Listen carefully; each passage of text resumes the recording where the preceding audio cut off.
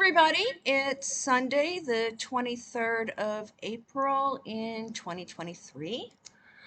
The reminder, everything is for entertainment purposes only, so do your own homework. The full disclaimer is down in the box.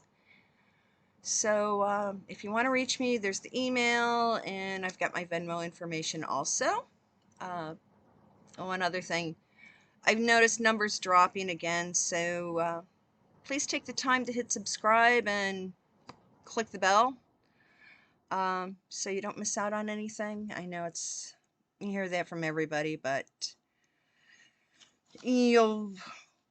one Monday you'll be at one number, and then the next Monday your number is gonna drop by a high percentage. So something's going on. So I don't know, maybe it's people who are expecting one thing and they get another.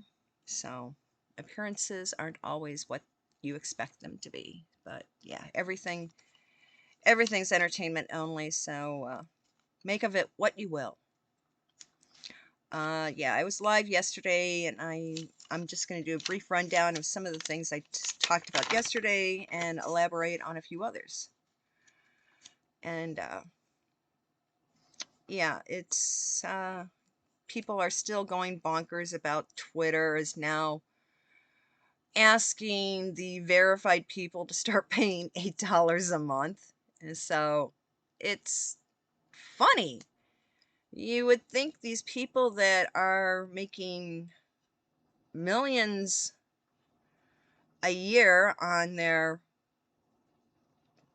gigs, I mean, these high profile music artists, well, if you can call it music, high profile people and other things, including the Pope, they're having a fit because they're losing their little blue check marks, and now they're going to have to pay for it. Well, folks, nothing in life is free, so suck it up. I just think it's funny then. We don't need to see or hear your spouting stuff. Yeah, they're still pushing. A lot of things are happening. More stuff is being revealed about Hunter and his laptop, and the fact that he's been under investigation since 2018. But Daddy and some of the guys Daddy is affiliated with have kept all of this stuff buried. And one of the guys that did a lot of cover up for little Hunter, Blinken, this guy Blinken, he hid a lot of the stuff that was going on. He kept it out of the media. And other things. And especially some of it was supposed to be revealed in August, September of 2020. But Blinken kept it hidden, so people were not informed of the reality in time to make an informed decision for the November event. And Blinken was rewarded with the position of Secretary of State. So, and also the guy that's the Attorney General, both of them were rewarded with high positions in Daddy's cabinet. You make sure that my son is protected and all his bad deeds are swept under the rug, and you'll be given a nice reward. And it's getting it's basically it's turning into Watergate Part 2, but it's going to be more stuff is going to be revealed, and the original Watergate back in the early 1970s is going to look like children's theater put on by a elementary school. This new stuff is going to look like, could be compared to a West End Broadway production. This is how huge it's going to explode into. Or you could think an old film made at the old S&A studios here in Chicago, where now the laptop story is equivalent to a Michael Bay film or a Marvel Comics production. So it's going to be mind-blowing when everything that comes out, because it's so much is going to be revealed, and it's not going to surprise me. It's not going to be surprising, but they're going to pull out a medical reason to keep JoJo off the stand. They are going to finally admit that his mental capacity has deteriorated to such an extent that he cannot be and will not be a reliable witness. And he didn't know actually what was going on. That's why we never saw him out and about in 2020. That's why he was, they may say he was in isolation so he didn't catch the flu, but in reality, he's been deteriorating since 2016. They've noticed his mental capacities have really been deteriorating, and those 4 years between 16 and 20, he really took a downslide, and that's why he's guided through so much. And it's everybody else is running the show. And again, I've been paying attention to some things that I've been watching what's going on in Sudan. Well, this nonsense, this stuff between Darfur and Sudan has been going on for as long as I can remember. I think most of it kicked off in the early 90s, late 80s, early 90s. And that Africa has always been a continent of tribal nations. So going on in that region, it's still a battle of tribal nations where there were 3 groups and 2 sides of the triangle got together to defeat the 3rd side. Now, the 2 sides that merged, it's now infighting among themselves to see who's going to be the top dog. Well, when things quieted down after the first section, when they got rid of the 3rd side, a lot of people were foolish and went there to try to work and do goodwill things. Well, now all of those people are kind of stuck in between this new battle.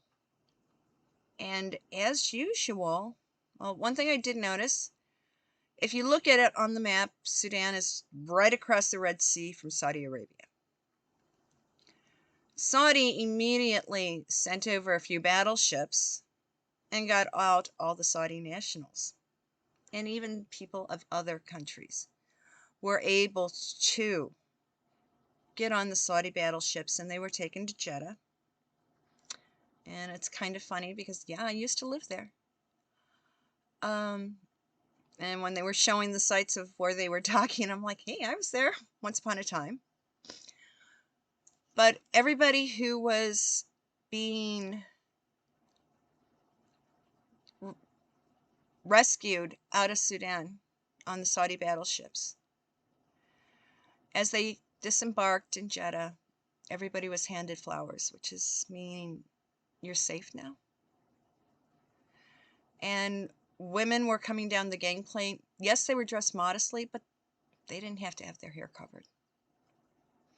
They were dressed modestly. I mean, they're from their collarbone, long sleeves, everything was covered, but from about here upward, their face and hair was exposed, but everything was in moderation.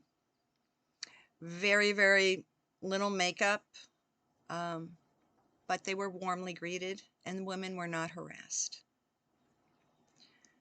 And these were the Western women. And the women who follow the traditional style of dress, they were being handed flowers also, and greeted just as warm. Everybody was greeted very warmly when they disembarked into Jeddah. Saudis are getting their people out, and they're helping people who are stuck, who have been left by their own countries. Again, our administration, they made sure that the embassy personnel and families were evacuated last week. Again, there's over 1,000 American citizens who are caught in Sudan. So people, if you're going to be overseas and you're going to be visiting a country that might have some political upset, don't go to that country. Because our current admin is only going to take out the people on the government payroll. Everybody else is going to be left to sink or swim. Just like the UK, just like England did in 1940, 1941 and 42. And what the United States did with the fall of Corregidor. They got out who they needed to get out, like MacArthur. But everybody else was left to sink or swim. This is our lovely Democratic Party. They're only going to get out there the people who are going to do their bidding, their handmaids, their government servants. That's who they rescue. And the heck with anybody else. You're left on your own. And we can see that happening now. People who are who are in good graces with the donkey party, they're being rewarded and provided with whatever they need. Anybody who is not doing the bidding of the donkeys, we are going to be left scrambling. That's why now all the stuff about Hunter is coming out, and his laptop and his business dealings is finally coming to the surface. They are using Rachel to stay in the headlines as a distraction. Yes. Little Rachel and the alleged children. I am getting the feeling that she is being subsidized by the donkeys. And it wouldn't surprise me if her reward is being fed to her via a very influential gentleman who likes to be very philanthropic. So she's being compensated by the family that owns all sorts of photo rights. That's where she's being compensated through. He's the laundry for where the money is really coming from. So she is to remain making as much fuss and bother as possible, so she stays in the headlines to be the smokescreen. So the stuff pertaining to Hunter is kind of low ranking on the gossip meter. And I wonder what Rachel, besides being compensated so she can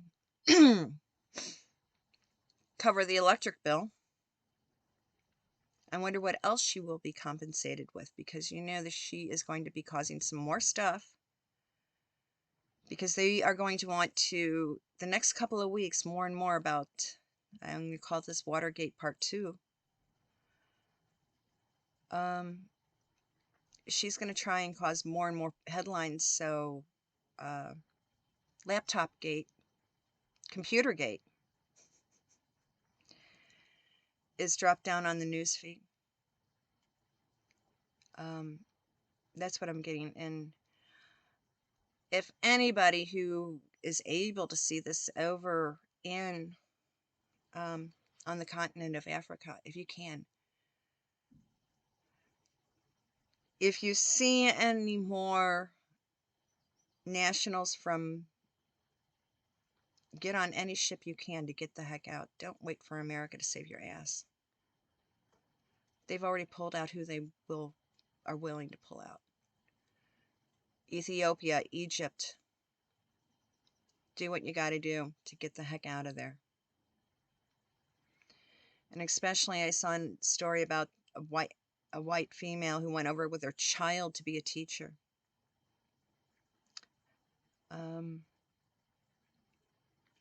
She'll get out, but she will experience some what she will experience prior to getting out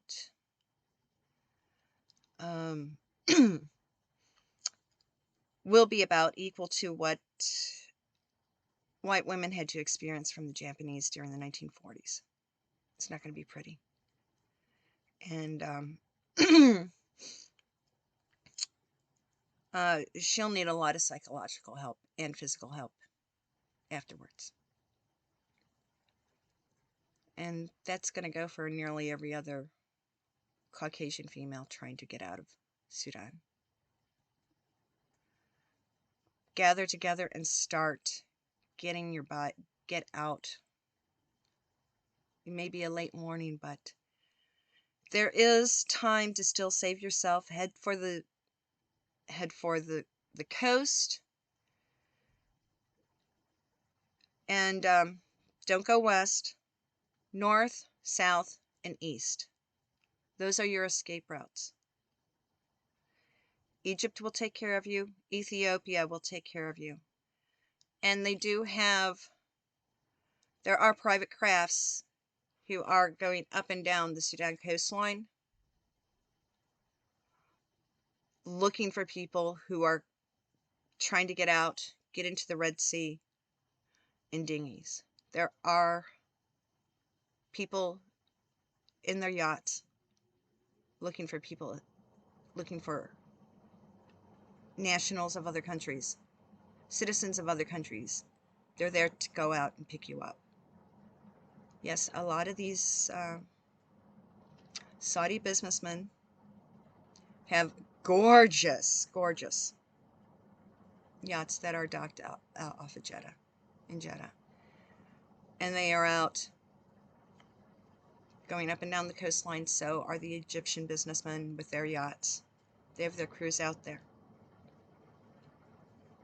So if you can get on a yacht belonging to somebody else, they will rescue you. Get on any battleship you can of any other country. Get the heck out. And